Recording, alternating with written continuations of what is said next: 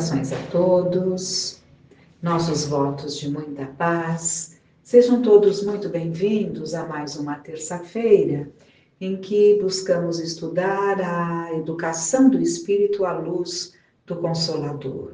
E nada mais interessante do que buscarmos o encontro de Jesus com Nicodemos, trazido pelos comentários de Vinícius, Pedro Camargo Vinícius, que vai nos narrar esse encontro, nos mostrando quão claras são as colocações sobre a reencarnação. Porque nesse processo evolutivo fica muito difícil ao espírito encarnado, desconhecedor da reencarnação ou que rejeita a reencarnação, compreender os mecanismos da vida, as leis divinas que nos regem, compreender a justiça de Deus na sua infinita bondade e sabedoria, sem compreender que temos várias possibilidades, né? Várias reencarnações que compõem o nosso processo evolutivo e não simplesmente uma experiência na carne. Mas vamos ao texto. Vamos comentar o curioso diálogo entre Jesus e Nicodemos. Como é sabido, as lições que o instrutor da humanidade proporcionou aos seus primitivos discípulos e ao povo judeu em geral, em cujo meio exerceu sua atividade terrena, são lições que se estendem aos homens de todos os tempos.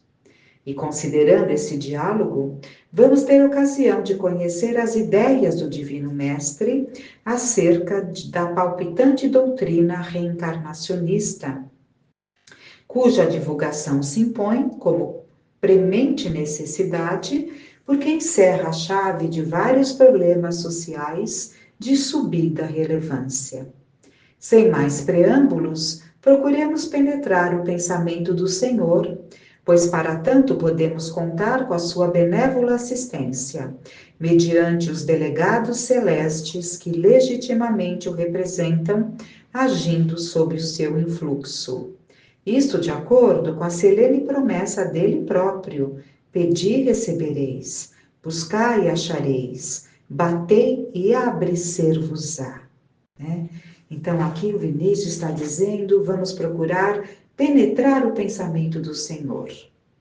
E afirma que podemos contar com a benévola assistência, porque Jesus nos disse, pedi e recebereis. Então, se nós pedirmos a Deus, a Jesus, que sejamos assistidos nas boas inspirações, e para tal nos mantermos com esse telefone ligado, é claro que isso se dará, né? Porque pedimos e será dado.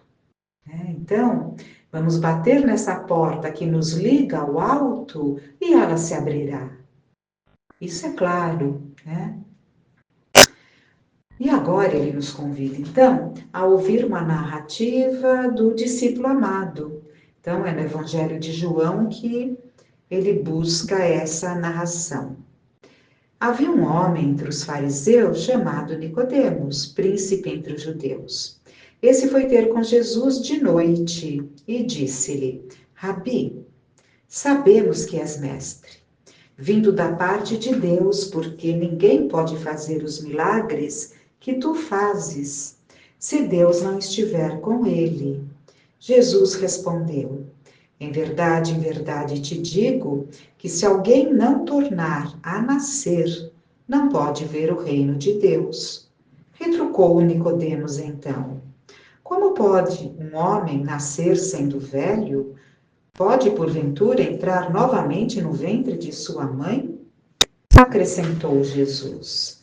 Em verdade te digo que aquele que não nascer da água e do Espírito não pode entrar no reino de Deus. O que é nascido da carne é carne. O que é nascido do Espírito é Espírito. Não te maravilhes, pois de te haver dito, necessário vos é tornar a nascer. O vento sopra de onde quer e ouves o seu sonido, porém não sabes de onde vem nem para onde vai. Assim é todo aquele que é nascido do Espírito. Nicodemos conteste então: como se pode fazer isto? Jesus concluiu: tu és mestre em Israel e não sabes estas coisas? Se vos falei de acontecimentos terrenos e não crestes, como crereis se vos falar dos celestiais?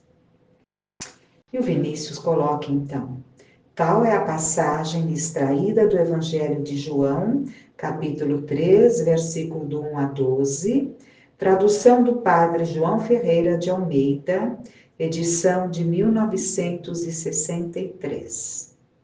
Procuremos ser sintéticos na apreciação deste magnífico trecho. Comecemos por chamar a atenção para essa particularidade. Nicodemos foi à noite ter com o Senhor e, avistando-se com ele, lhe dirigiu uma espécie de saudação, externando o juízo lisonjeiro que fazia a seu respeito e reconhecendo-o como missionário e divino, conforme atestavam as obras maravilhosas que praticava.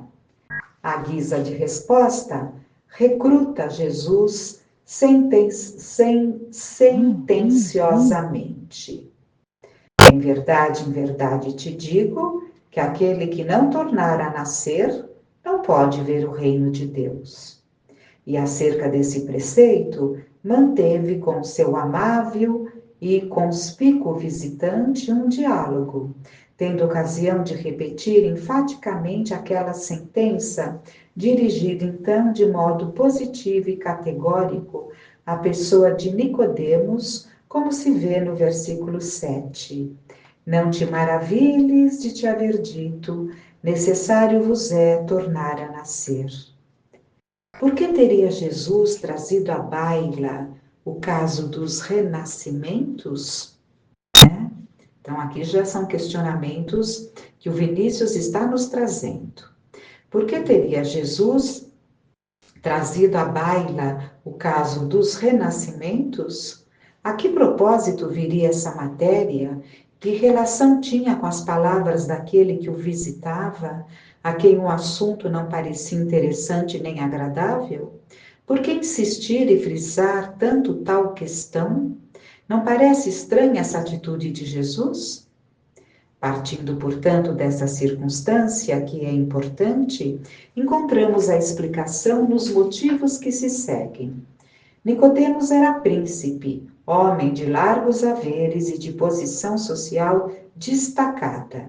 Reconhecendo, embora, o caráter messiânico do Cristo, atestado pelos seus feitos e pelas doutrinas expendidas, as quais lhe tocaram o coração a ponto de impeli-lo para ir junto dele, impeli-lo para junto dele. Então, Nicodemos foi tocado pelos ensinamentos de Jesus, pelas palavras de Jesus.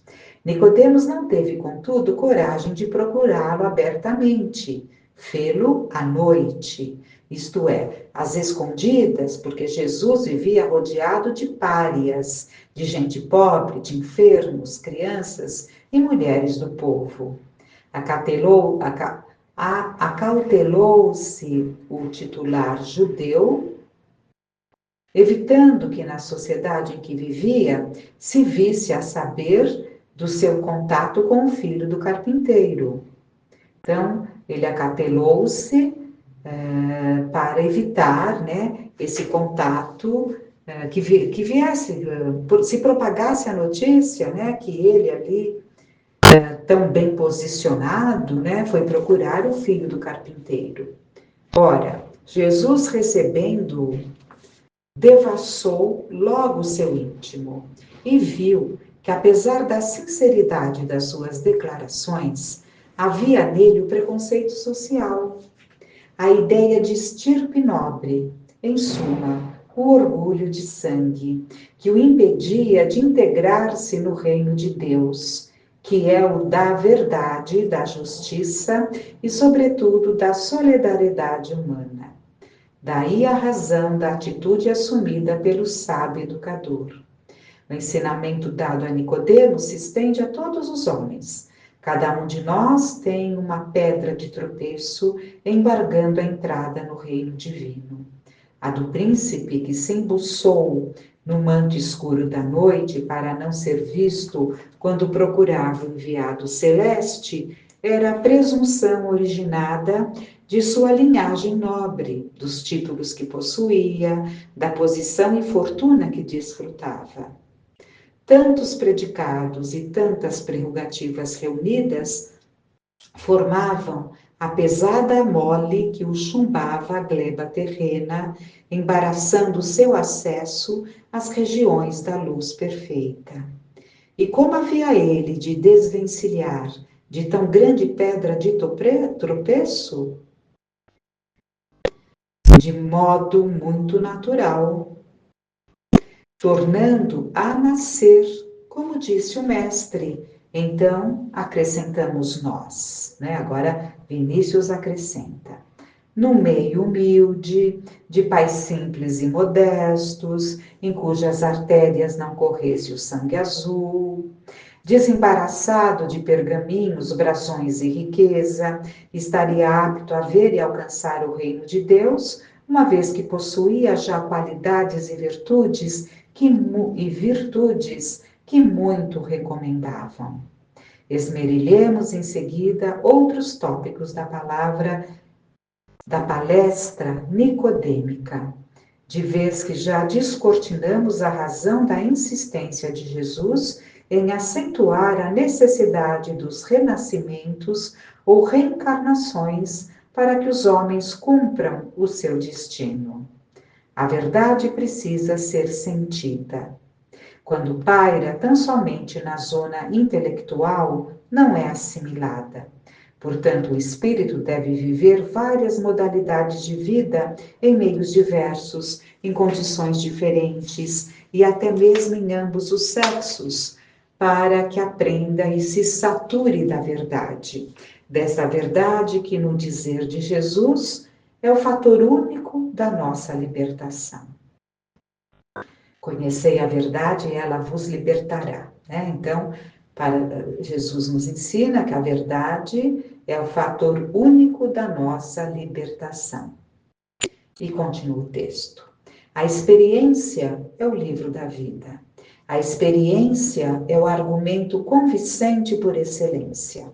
Ela remove o Himalaia do orgulho humano, quebra, reduzindo a fragmentos inócuos o iceberg das nossas presunções e da obstinação pretensiosa da meia ciência e do fanatismo ferrenho e agressivo. O versículo 4 nos refere à ingênua observação do rabino fariseu quando interpelou Jesus desta maneira: como pode o homem nascer sendo já velho? Então, foi uma colocação ingênua, né? Porventura tornará ao ventre de sua mãe? Deixemos a crítica de tamanha parvoíce e vamos à palavra da sabedoria que é a que nos interessa. Jesus replicou-lhe: em verdade te digo que aquele que não renasce da água e do Espírito não pode entrar no reino de Deus. O que é nascido da carne é carne, o que é nascido do Espírito é Espírito. É sabido de todos os estudiosos que antigamente os homens consideravam a água como o corpo simples, como a matéria-prima de onde tudo procedia. No livro da Gênese, encontramos esta expressão: no princípio, tudo era vão e vazio, e o Espírito de Deus pairava sobre as águas. Jesus, portanto, de acordo com o critério judaico, reportando-se ao renascimento da água, se referia à reencarnação, isto é, ao renascimento do corpo ou da matéria. E que a matéria renasce das formas velhas nas formas novas, qual fênix da fábula, quem ousará negar ou contestar? Não presenciamos por toda parte a renascença dos corpos mortos em corpos vivos? No reino vegetal, não se verifica o fenômeno em apreço? Não se renovam na primavera as folhas que as árvores despiram no outono? Nos países frios, não é certo que desaparecem as vegetações no inverno? As árvores erguem seus braços desnudos, secos, como que implorando do céu a folhagem que os vestiam. Os campos áridos, cobertos de neve, se assemelham então às vastas necrópoles envoltas em branco sudário. E depois, o que sucede?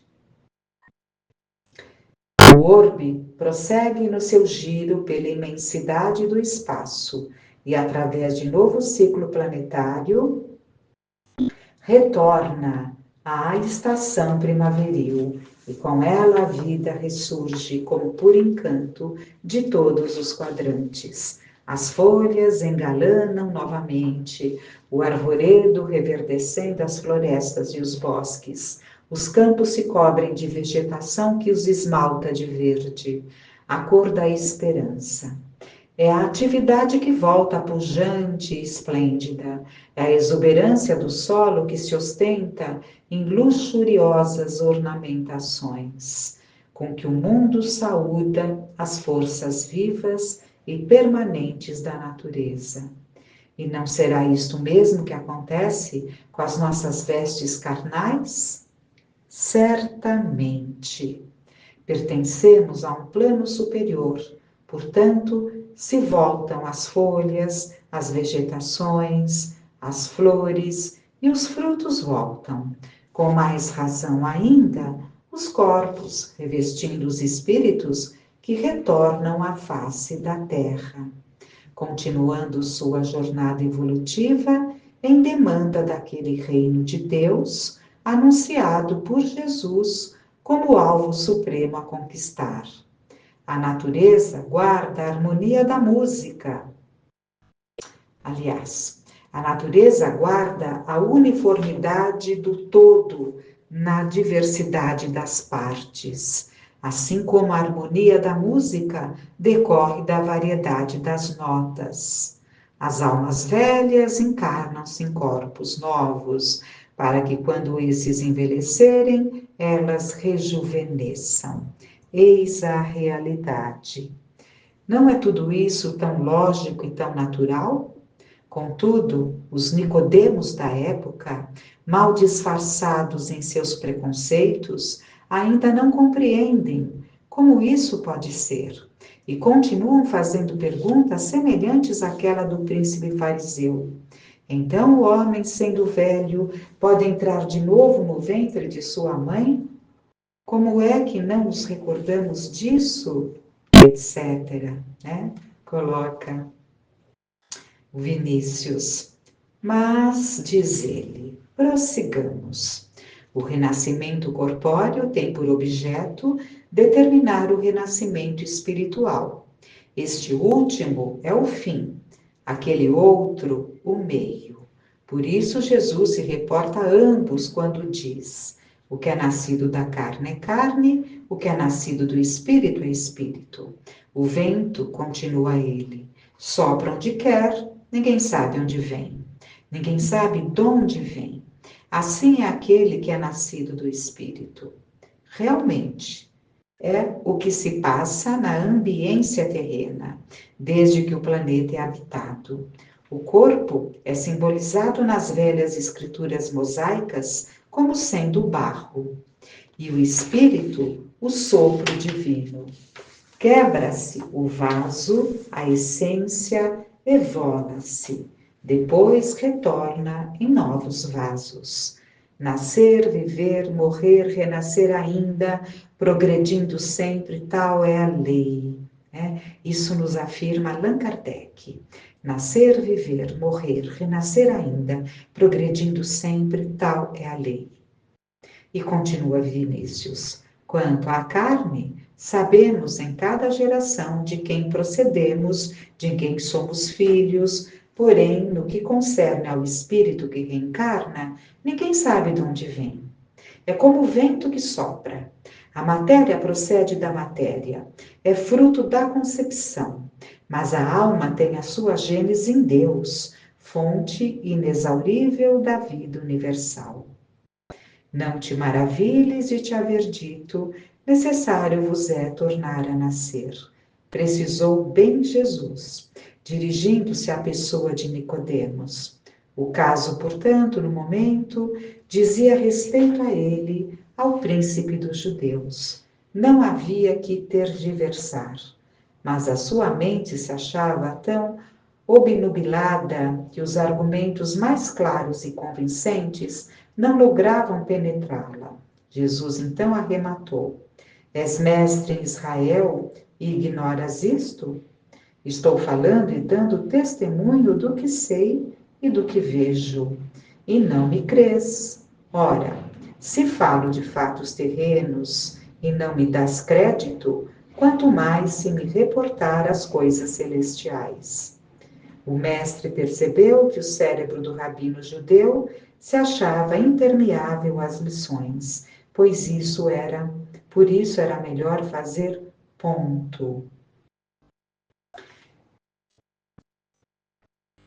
E ele continua com as elucidações, mas é bom pararmos por aqui para refletirmos com muito cuidado sobre essas passagens textuais de Jesus, para que, se porventura alguém ainda tenha essa dúvida sobre as reencarnações, ou lida com filhos que tenham essas dúvidas e que muitas vezes se apegam a ensinamentos de determinadas outras crenças, em que explicam de uma outra forma esse ensinamento de Jesus, é preciso que se estude, que mergulhe, que aclare esse entendimento. Primeiramente para nós, né? É preciso que esteja muito claro, daí a necessidade do debruçar-se, daí a necessidade de entender o jogo pedagógico de Jesus na escolha dos termos, das palavras, dos argumentos, para alcançar aquele espírito, aquele Nicodemos, né? Por quem Jesus tinha simpatia, isso é narrado, e por quem que ele não tinha. Mas alguns casos são narrados, né? Mas trazia, né? Era alguém que trazia já um coração, tanto que ele havia sido tocado pelos feitos de Jesus, tocado pelos seus ensinamentos, mas como uma grande parte dos seus irmãos judeus encarnados naquela época, presos ainda aos dogmas, aos conceitos do judaísmo, e ainda muito presos às distinções das classes sociais, né? Isso era muito forte. Então, mesmo tendo ali pendores, né, para o bem, espírito já trabalhado, com muitos pendores, como Jesus afirma, deduzimos do que Jesus fala, e também podemos deduzir do que aprendemos na doutrina, que Nicodemos, junto de José de Arimateia, se preocupam demais porque eles estavam por ocasião do julgamento de Jesus e não conseguiram fazer nada por medo, por temor. Não é simples, né? Não é simples, no meio de todos aqueles, defender algo que ninguém está tendo coragem de defender, né? Defender a Jesus. Então, eles acabaram trazendo argumentos, mas se omitiram, permitiram que assim acontecesse, né? Primeiro toda aquela situação, depois a crucificação. Mas eles procuraram, né? Eles procuraram a Pilatos e pediram o corpo. E Pilatos permitiu. E eles acalmaram o coração, como que lavaram o coração do remorso, da dor de não terem se posicionado, cumprindo os rituais tão importantes para os judeus, né? Que é envolver num pano, colocar, embalsamar o corpo com os aromas. Eles têm todos um ritual que é muito importante para eles. E assim eles fizeram, né? Não permitiram que o corpo de Jesus fosse jogado nas valas, colocaram ali no túmulo de José de Arimateia, ele tinha um túmulo ali. Então, os melhores panos de linho foram usados ali para, com todo carinho, envolver a Jesus, porque eram espíritos, eram fariseus que tinham dentro deles a virtude já conquistada, né? De valores, mas o preconceito ainda preso a tudo aquilo que lhes favorecia na encarnação, e desconhecendo a lei da reencarnação, acabou falando muito alto. E é preciso que fale muito alto a nós também, para que compreendamos que muitas vezes temos já determinados valores adquiridos, mas é preciso que as amarras dessas outras tantas dificuldades que nos prendem se soltem, se relaxem, se diluam, para que nós consigamos verdadeiramente seguir aos ensinamentos do grande Mestre. Que fiquemos em paz, que Jesus, na sua infinita bondade, ilumine nosso caminho, que Deus nos ampare e que a paz se faça em nossos corações.